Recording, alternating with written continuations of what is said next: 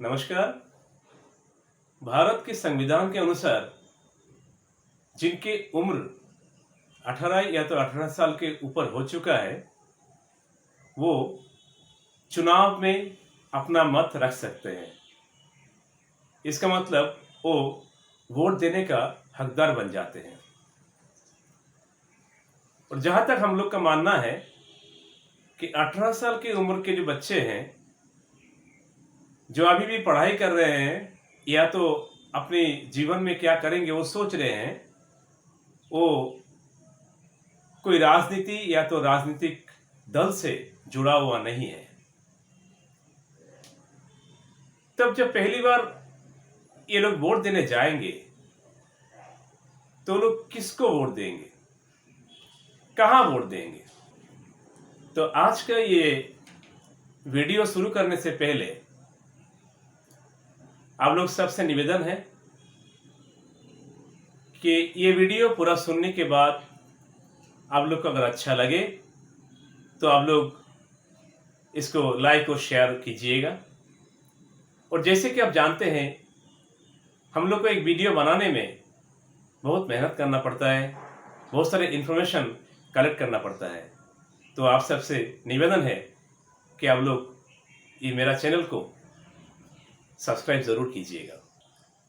इससे हमारा हौसला और बढ़ जाएगा और हमारी कोशिश और बढ़ जाएगा आपके पास अच्छे अच्छे इन्फॉर्मेशन पहुंचाने का, अच्छे अच्छे वीडियो आपके साथ शेयर करने का। और साथ ही साथ बेल आइकन को जरूर दबा दीजिएगा, तो जब भी हम कोई वीडियो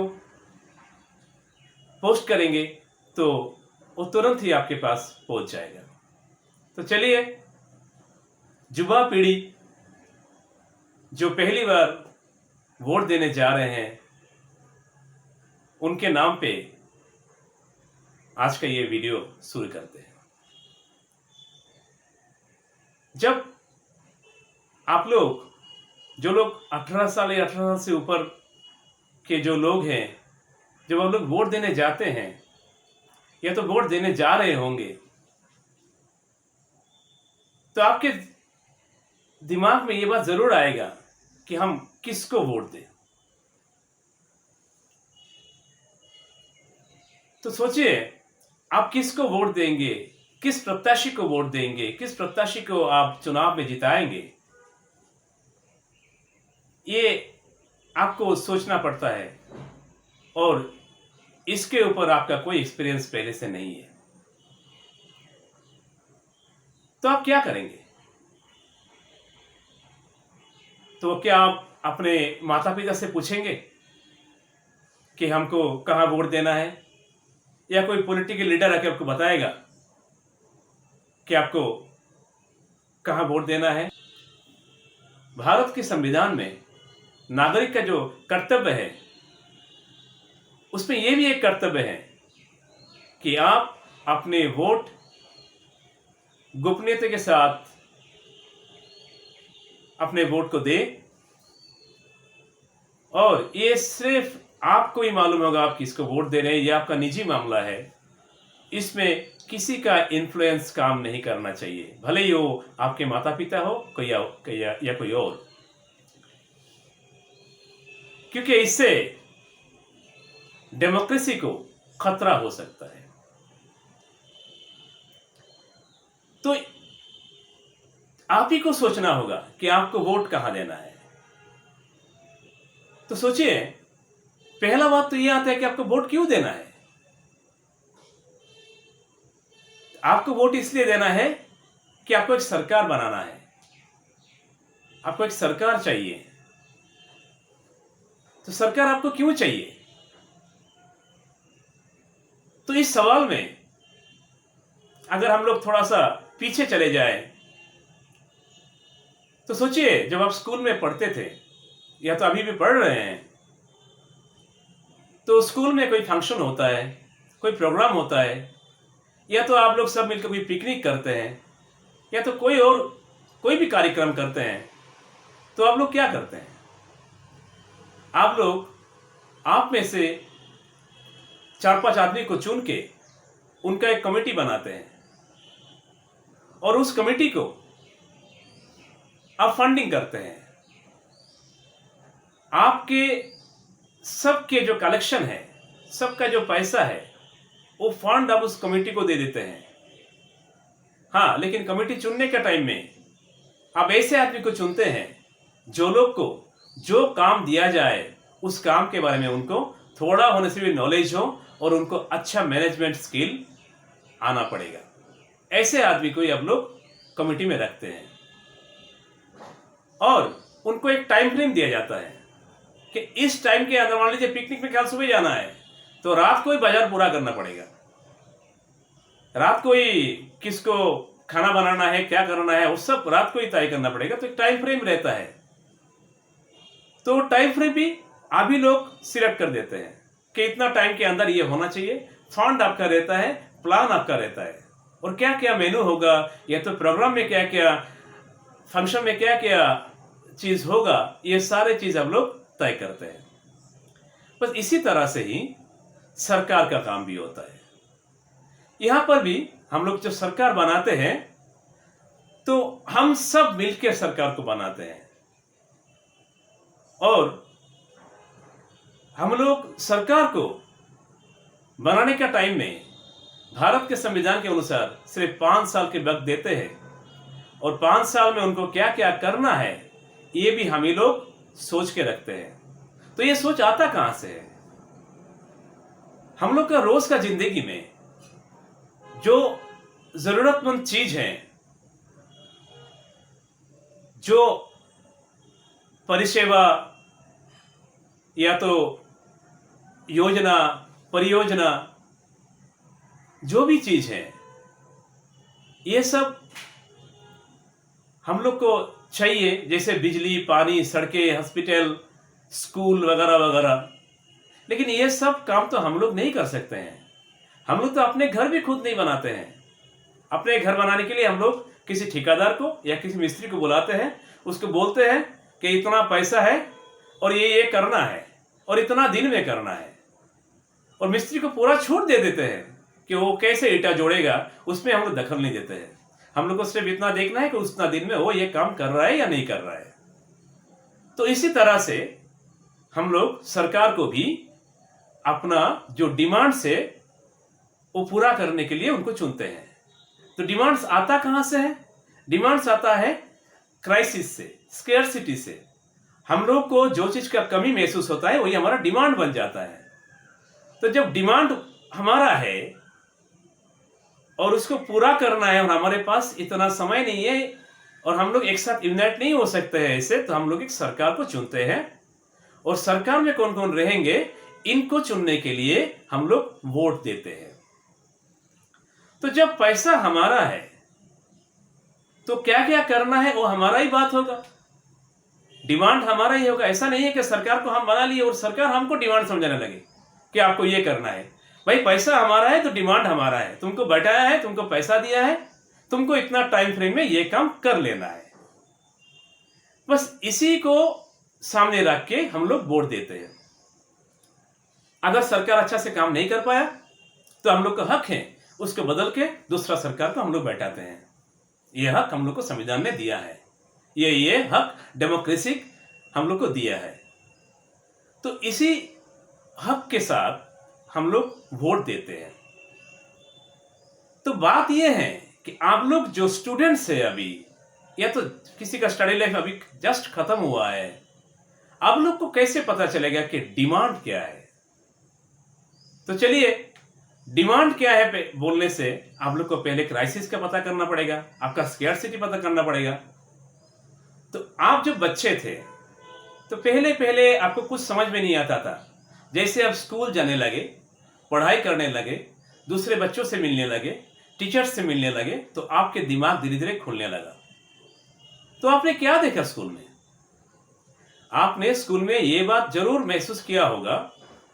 इसमें एक बात बोलना और जरूरी है कि हमारे देश में जो बच्चे पढ़ते हैं उनमें से अधिकतर, मतलब मोर देन 80% बच्चे ऐसे होते हैं जिनके माता पिता या तो लोअर मिडिल क्लास से बिलोंग करते हैं या तो पुअर है, तो इनके भरोसा रहता है सिर्फ सरकारी स्कूल। तो चलिए, सरकारी स्कूल में जब बच्चे पढ़ते हैं, आप लोग को क्या महसूस होता है? आप लोगों ने क्या फेस किया है स्कूल में? आप लोग ने ये जरूर देखा होगा, आपको ये मालूम भी है कि दिन के दिन पॉपुलेशन ग्रो हो रहा है, लेकिन पॉपुलेशन के ग्रोथ के हिसाब से स्कूल बिल्डिंग्स का एनलार्जमेंट नहीं हुआ, सरकारी स्कूलों का इतना वृद्धि नहीं हुआ। इससे क्या हुआ, जिस क्लासरूम में 30 बच्चे को पढ़ना चाहिए, वहां 65 से 70 बच्चे पढ़ते हैं। आपको सवाल करने का भी मौका नहीं मिलता है टीचर्स को, वो 45 मिनट ऐसे ही निकल जाता है। आपको जिनको खेल में, संगीत में रुचि है, जो इंटरेस्ट आप लोग संगीत में, खेल में रखते हैं और उसी को करियर बनाना चाहते हैं, स्कूल में अच्छा एक खेल का शिक्षक आप लोग को नहीं मिलता है, संगीत का इंस्ट्रूमेंट्स, खेल के इक्विपमेंट्स नहीं मिलते हैं, तो ये आपका कमी है। आप इसका कमी महसूस किए हैं। स्कूल में बेहतर टॉयलेट नहीं मिलता है, कोई कोई स्कूल में तो टॉयलेट है ही नहीं है। ये भी एक प्रॉब्लम है, हाइजीन नाम का कोई चीज नहीं है। तो आपका पहला मुद्दा ये बन गया कि आपको एक अच्छा स्कूल का जरूरत था, एक अच्छा फैकल्टी का जरूरत था, एक अच्छा प्लेग्राउंड का जरूरत था, एक म्यूजिक टीचर, एक खेल का टीचर जो आप लोग को अच्छा समझ दे सके, आगे बढ़ा सके, जो आप लोग को नहीं मिला। यही आप लोग का पहला डिमांड है। दूसरा डिमांड,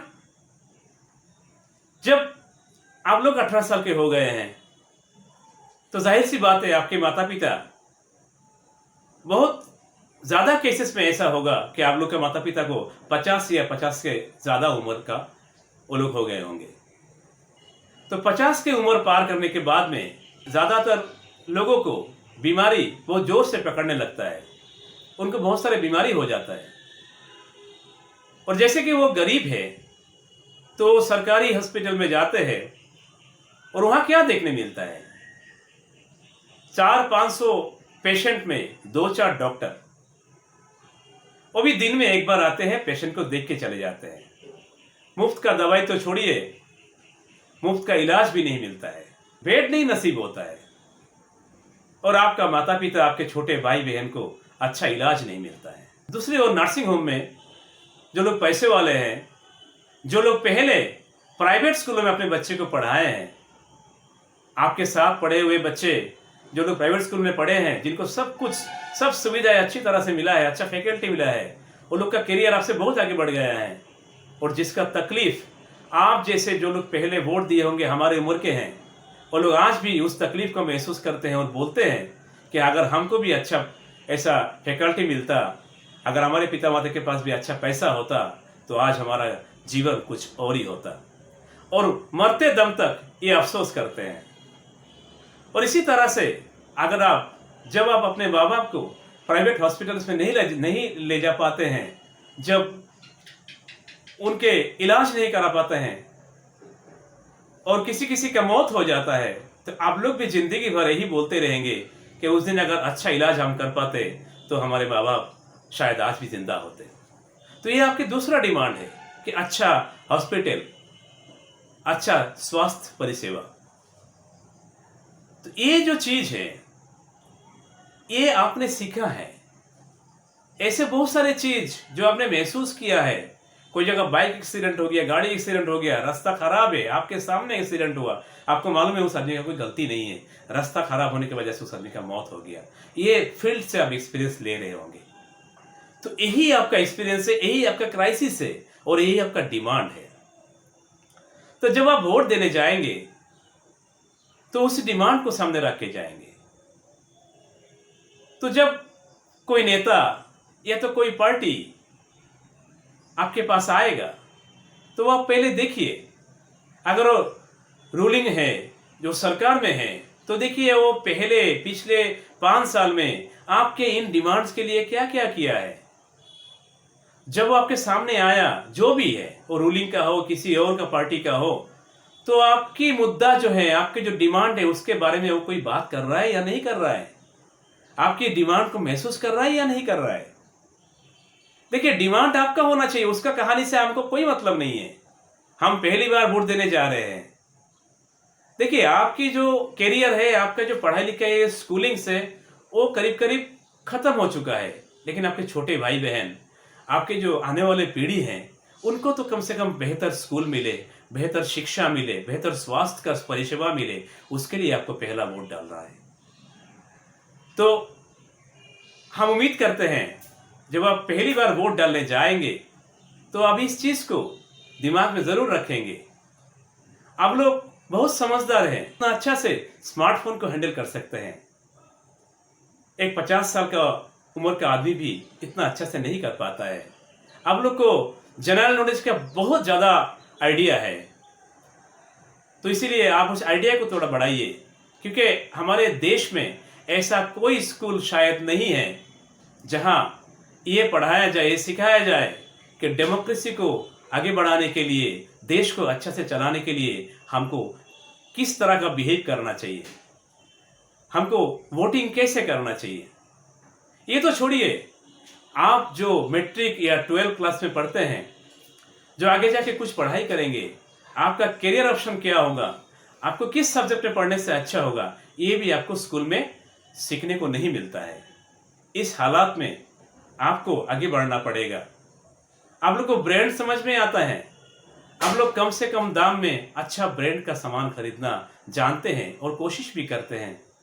तो चलिए एक बार अच्छा ब्रांड का नेता भी ढूंढते हैं, और आप लोग के इस नए वोटर्स के साथ में, आप लोग के नए वोट के साथ में हम लोग भी अपना वोट मिलाते हैं और एक ब्रांडेड नेता की खोज की कोशिश में पहला कदम रखते हैं।